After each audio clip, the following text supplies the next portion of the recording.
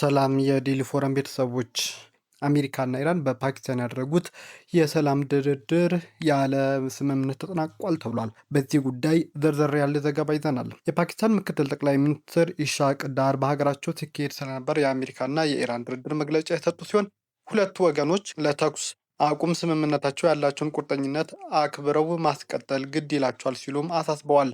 ሁለቱም ወገኖች ለመላው ቀጠናውና ከዚያ ባሻገር ዘላቂ ሰላምና ብልጽግና ለማምጣት በሚያስችል አዎንታዊ መንፈስ ወደፊት እንደሚቀጥሉ ተስፋ እናደርጋለን በማለት ምክትል ጠቅላይ ሚኒስትሩ አብራርተዋል። ምንም እንኳን የኢስላማባዱ ድርድር ያለ ስምምነት ቢጠናቀቅም ፓኪስታን በቀጣዮቹ ቀናትም በአሜሪካና በኢራን መካከል ውይይቶችና ግንኙነቶች እንዲቀጥሉ ለማመቻቸት የድርሻዋን መጫወት አታቋርጥም ሲሉ አስታውቀዋል። በተጨማሪም ኢሻቅ ዳር ሁለቱም ወገኖች ፓኪስታን የተኩስ አቁም ስምምነት ላይ ለመድረስ ያደረገችውን ጥረት ማድነቃቸውን ጠቅሰው ምስጋናቸውን ማቅርበዋል። አያይዘውም ተፋላሚ ወገኖቹ ዘላቂ ሰላም ለማምጣት በዚሁ በጎ መንፈስ እንደሚቀጥሉ ያላቸውን ተስፋም ገልጠዋል። ኢራን ከአሜሪካ ጋር ወደ ድርድር የገባችው እውነተኛ መፍትሄ ለማምጣት ሳይሆን ዋሽንግተን ለሰላም ምን ያህል ቁርጠኛ እንደሌላት ለዓለም ለማሳየት ነው ሲል አንድ የኢራን ምሁር ተናገሩ። የኢስላፋሃን ዩኒቨርሲቲ ምሁር የሆኑት መሐሰን ፋርካኒም ለአልጀዚራ እንደተናገሩት ኢራን ወደዚህ ድርድር የገባችው በከፍተኛ ጥርጣሬና በተጨባጭ እውነት ላይ ተመስርቶ ነው ብለዋል። አሜሪካ ችግሮችን በሰላማዊ መንገድ ለመፍታት በቂ ቁርጠኝነት እንደሌላት ለሶስተኛ ጊዜ ለዓለም ለማረጋገጥ ወደ ድርድሩ የገባ ነው ሲሉም ምሁሩ አስረድተዋል። በአንጻሩ አሜሪካ ድርድሩን እየተጠቀመችበት ያለው ቀደም ሲል ያስተናገደችውን ከባድ ኪሳራና የሽንፈት ትርክት ለመጠገን ነው ሲሉም ፋርካኒ ሞግተዋል። አሜሪካዊው ፕሬዝዳንት ዶናልድ ትራምፕ ኢራን ቀይ መስመሯን እንደማታልፍ ስለሚያውቁ ከድርድሩ ለሚመጣው ውጤት ግድ እንደማይሰጣቸው እየተናገሩ መሆኑን ምሁሩ አስረድተዋል። ትራምፕ ይህንን የሚያደርጉት ስምምነት ተደረገም አልተደረገም አሜሪካ የኢራንን የኒኩሌር ጣቢያዎች መገደብና የሆርሙዝ የባህር ወሽመጥን ዳግም ማስከፈት እንደምትችል የሚያሳየውን ትርክት ለማጠናከር ፈልገው ነው ሲሉም ጠቅሰዋል። ይሁን እንጂ ትራምፕ ከሁለት ወራት በፊት በተካሄደው የ12 ቀናት ጦርነት ማብቂያ የኢራን የኒኩሌር ጣቢያዎች ሙሉ በሙሉ መውደማቸውን መናገራቸውን ያስታውሱት ፋርካኒ አሁን ደግሞ ያንን ያረጀ ትርክት እንደ አዲስ ስኬትና ችሎታ አድርገው ሊሸጡት እየሞከሩ ነው በማለት የአሜሪካን አካሄድ አጥብቀው ተችተዋል ሲል አልጀዚራ ዘግቧል። ከፊል መንግስታዊ የሆነው የኢራን ታሲም የዜና ወኪል በፓኪስታን ኢስላማባድ ከአሜሪካ ጋር ኢራን ያካሄደችው የነበረው ድርድር ያለ ስምምነት መጠናቀቁን በማሳወቅ የአሜሪካ ምክትል ፕሬዚዳንት ጄዲ ቫንስ ቀደም ብለው የሰጡትን መግለጫ አረጋግጧል። የዜና ወኪሉ እንዳስነበበው ድርድሩ ሳይሳካ የቀረው ዋሽንግተን ባቀረበችው የተጋነኑ ጥያቄዎች ምክንያት ሲሆን ይህም የጋራ ስምምነት ማዕቀፍ ላይ ለመድረስ ትልቅ እንቅፋት ሆኗል ሲል ወቅሷል። በተመሳሳይ የኢራኑ ፕሬስ ቲቪ እንደዘገበው በሁለቱ ሀገራት መካከል መግባባት ካልተደረሰባቸውና ድርድሩ ካደናቀፋቸው ዋነኛ የውዝግብ ነጥቦች መካከል በሆርሙዝ የባህር ወሽመጥ ማለፍ መብቶችና የቴህራን የኒኩሌር ፕሮግራም መብት ጉዳዮች ይገኙበታልም ሲል አስታውቋል። የአሜሪካ ልዑካን ቡድን ከድርድሩ መውጣትና የኢራን መንግስት ይህንን ማረጋገጥ በቀጣይ ቀናት በሁለቱ ሀገራት መካከል ያለውን ውጥረት ይበልጥ ሊያባብሰው እንደሚችልና ጦርነቱን ዳግም እንዳያገረሽ ስጋት ፈጥሯል። የአሜሪካ ምክትል ፕሬዚዳንት ጄዲ ቫንስ በፓኪስታን ኢስላማባድ ከኢራን ልዑካን ጋር ሲደረግ የነበረው የሰላም ድርድር ያለ ስምምነት መጠናቀቁን ይፋ ማድረጋቸው ተሰምቷል። ምክትል ፕሬዚዳንቱ እሁድ ማለዳ የመንግስት አውሮፕላናቸውን ተሳፍረው ፓኪስታን ለቀው የወጡ ሲሆን ለስምምነቱ መክሸፍ ዋነኛ ምክንያት ኢራን የኒኩሌር ጦር መሳሪያ የማልማት እቅዷን ለማቋረጥ ፈቃደኛ ባለመሆኗ ነው ሲሉ አስታውቀዋል። ከምክትል ፕሬዚዳንት ጄዲ ቫንስ ጋር አብሮ የተጓዘ ጋዜጠኛ እንዳረጋገጠው ለ21 ሰዓት ያህል የተካሄደው ይህ ድርድር ምንም አይነት ስምምነት ላይ ሳይደረስ ሊጠናቀቅ ችሏል። በየካቲት ወር መጨረሻ ላይ የተቀሰቀሰውን ይህንን ጦርነት በዘላቂነት ለማስቆም አሜሪካና ኢራን ድርድር ለማካሄድ በሚል ከኤፕሪል 7 ጀምሮ ለ2 ሳምንታት የሚቆይ የተኩስ አቁም ስምምነት ላይ ደርሰው እንደነበርም ይታወሳል።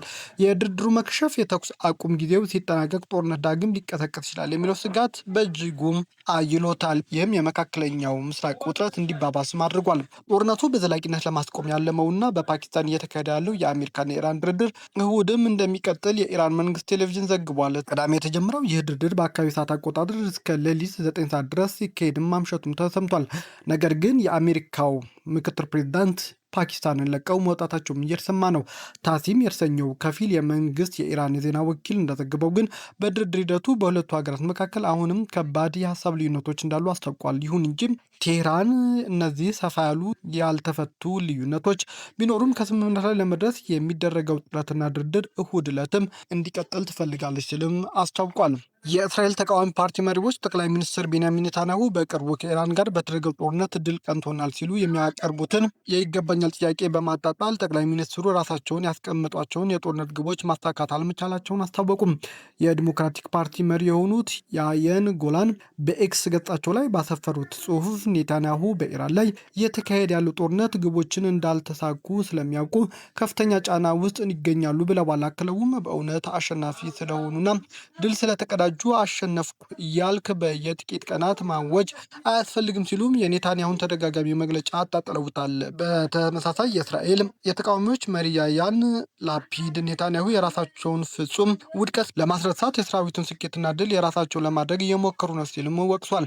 እሳቸው ራሳቸው ያስቀመጡት የትኛውም የጦርነት ግብ አላሳኩም ያሉት ላፒድ መላው የእስራኤል ሕዝብ ለጸጥታ ኃይሎቻችን ክብር ይሰጣል። ሆኖም ሕዝቡ በቦምብ መጠለያዎች ውስጥ ሆኖ የሕዝብን ገንዘብ ከሚዘርፍ መሪዎች ይልቅ ጦርነቶችን በትክክል ማሸነፍ የሚችል አመራር የሚያገኝበትን ጊዜ እየተጠባበቀ ነው በማለት በመንግስት ላይ ያላቸውን ጠንካራ ተቃውሞም እያሰሙ ነው።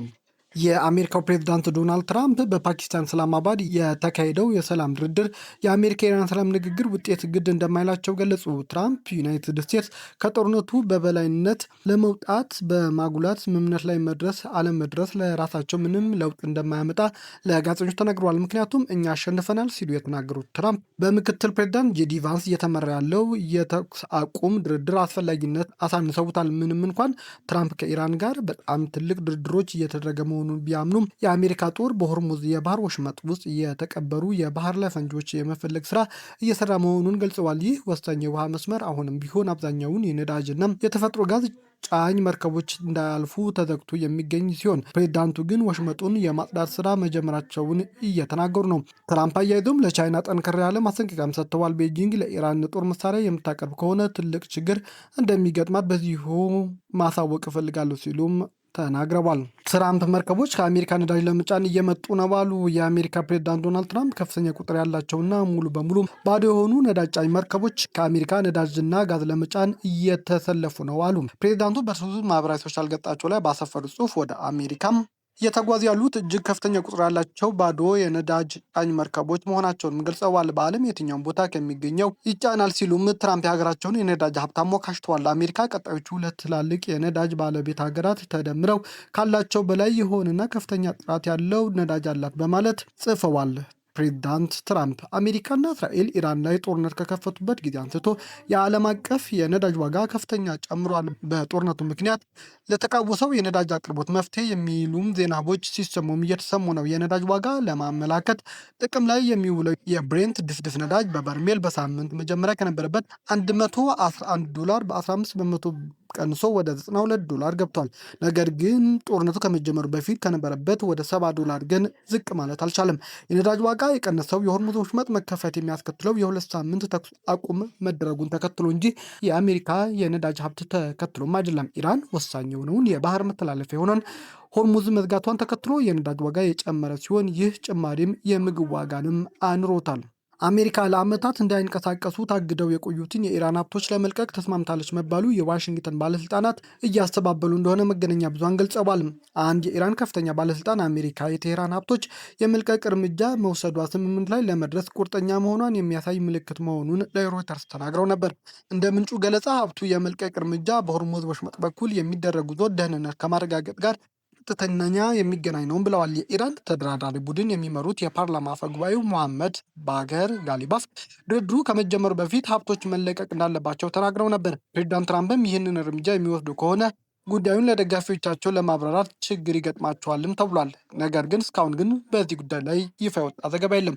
ዘገባው ከወጣ በኋላ ለአሜሪካ መገናኛ ብዙሃን ምላሽ የሰጡት ዋሽንግተን ባለስልጣናት ግን ይህ ጉዳይ ሀሰት ነው ብለዋል። የአሜሪካ ግምጃ ቤት እንዲለቀቅ ያልፈቀደው $6 ቢሊዮን የሚገመት የኢራን ሀብት እንደያዛቸው የገለጸው ኳታርም ማስተባበሏን መረጃዎች ጠቅሰዋል። የሂዝቦላህ ባለስልጣናት ከእስራኤል ጋር የሚደረገውን ንግግር ተቃወመ። የሂዝቦላህ አባል የሆኑት ህግ አውጪዎች ሐሰን ፋድላህ ከእስራኤል ጋር ንግግር ሊደረግ የተዘጋጀው የሊባኖስ መንግስትን ወቅሰዋል። ህግ አውጪው አስተያየት የሰጡት የሊባኖስ ፕሬዚዳንት በሚቀጥለው ሳምንት ዋሽንግተን ውስጥ ንግግር እንደሚካሄድ ካስታወቁ በኋላ ነው። እስራኤል በበኩሏ ከሊባኖስ ጋር በምታደርገው የተኩስ አቁም ንግግር ውስጥ ሄዝቦላ እንደማይሳተፍ ገልጻለች። ህግ አውጪው ፋድላላህ በሄዝቦላ በምትደራድረው አልማርና ቴሌቪዥን ጣቢያ ላይ በመውጣት መግለጫ የሰጡ ሲሆን የሀገሪቱ መንግስት እርምጃ ግልጽ የህገ መንግስትና የሊባኖስ ህግጋትን ጥሰት ሲሉም ኮንነውታል። ድርድሩ በሊባኖስ ያለውን የሀገር ውስጥ ክፍፍል ያባብሰዋል ሲሉም አስጠንቅቀዋል። አክለውም ጠላት በውጊያ ሜዳ ላይ ሊያስከትል ያልቻለውን ነገር የውሳኔ ሰጭነት አቅም በሌለው መሰረታዊ ግዴታዎችን በዘነጋ ህዝቡን በጠበቀና በተሳነውና የሀገሩን ሉዓላዊነት ያስከብራል ተብሎ ሊታመን በማይችል አካል በኩል በሚደረግ ድርድር መፍትሄ አይገኝም ሲሉ ማስጠንቅቀዋል። ቤተሰቦቻችን ዜናዎቻችን ከወደዳችሁ ላይክ አድርጉ፣ ለሌሎች ተደራሽ እንድንሆንም ሼር አድርጉ። አዲስ የሆናችሁ ቤተሰብ ደግሞ ሰብስክራይብ በማድረግ ቤተሰብ ይሁኑ። ሰናይ ጊዜ